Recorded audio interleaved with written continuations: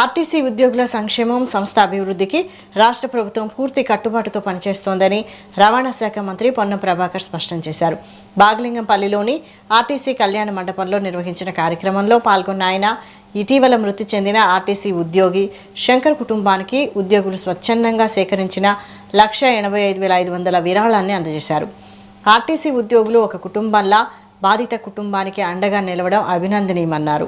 సంస్థ అభివృద్ధిలో ఉద్యోగుల పాత్ర కీలకమని పేర్కొన్న మంత్రి ఉద్యోగుల సంక్షేమానికి ప్రభుత్వం ప్రాధాన్యం ఇస్తోందని తెలిపారు. ఎలక్ట్రిక్ బస్సుల ప్రవేశం కేంద్ర ప్రభుత్వ విధానంలో భాగమేనని, ఆర్టీసీ కార్మికులకు గృహాలు నిర్మించి అందించే అంశాన్ని కూడా ప్రభుత్వం పరిశీలిస్తున్నట్లు వెల్లడించారు.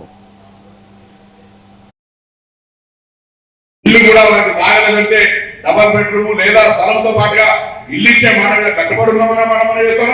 హేమంత్ గారికి ఉద్యోగానికి సంబంధించి వారు అడుగుతున్నటువంటి ఉద్యోగానికి మరి ఆర్టీ జాబ్ అడుగుతారు. దానిలో కొంత నిబంధనలు సడలించాల్సి వస్తే ఏ విధంగా అనేటువంటిది కూడా తప్పకుండా ప్రభుత్వం దగ్గర పర్మిషన్ తీసుకునైనా వారి కుటుంబాన్ని ఆదుకోవడానికి తప్పకుండా మేము అండగా ఉండడానికి అన్నిటికంటే పెద్ద పని చేస్తున్నామా ఇలా ఈ పైసలు వాళ్ళందరి ఈ ఆర్టీసీలో పనిచేస్తున్నటువంటి ప్రతి ఒక్కరి ఒక్కొక్క జీతానికి ఎప్పుడు కూడా అందరూ కూడా రుణపడి ఉంటారు. ఎందుకంటే వాళ్ళు ఇలా పెద్ద మనసుతోటి ఆ రోజు మీటింగ్ లో అడిగారు, ప్రభుత్వాన్ని డిమాండ్ చేస్తే మీరు మీరెందుకు మీరు ఒక్కొక్కరు జీతం ఇయ్యారా అని అడుగుతారంటే అందరూ కూడా అందరూ మరొకసారి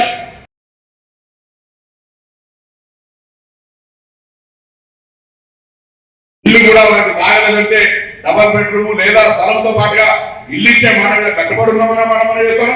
హేమంత్ గారికి ఉద్యోగానికి సంబంధించి వారు అడుగుతున్నటువంటి ఉద్యోగానికి మరి ఆర్టీ జాబ్ అడుగుతారు. దానిలో కొంత నిబంధనలు సడలించాల్సి వస్తే ఏ విధంగా అనేటువంటిది కూడా తప్పకుండా ప్రభుత్వం దగ్గర పర్మిషన్ తీసుకునైనా వారి కుటుంబాన్ని ఆదుకోవడానికి తప్పకుండా మేము అండగా ఉండడానికి అన్నిటికంటే పెద్ద పని చేస్తున్నామా ఇలా ఈ పైసలు వాళ్ళందరి ఈ ఆర్టీసీలో పనిచేస్తున్నటువంటి ప్రతి ఒక్కరి ఒక్కొక్క జీతానికి ఎప్పుడు కూడా అందరూ కూడా రుణపడి ఉంటారు. ఎందుకంటే వాళ్ళు ఇలా పెద్ద మనసుతోటి ఆ రోజు మీటింగ్ లో అడిగారు, ప్రభుత్వాన్ని డిమాండ్ చేస్తే మీరెందుకు మీరు ఒక్కొక్కరు జీతం ఇయ్యారా అని అడుగుతారంటే అందరూ కూడా అందరూ మరొకసారి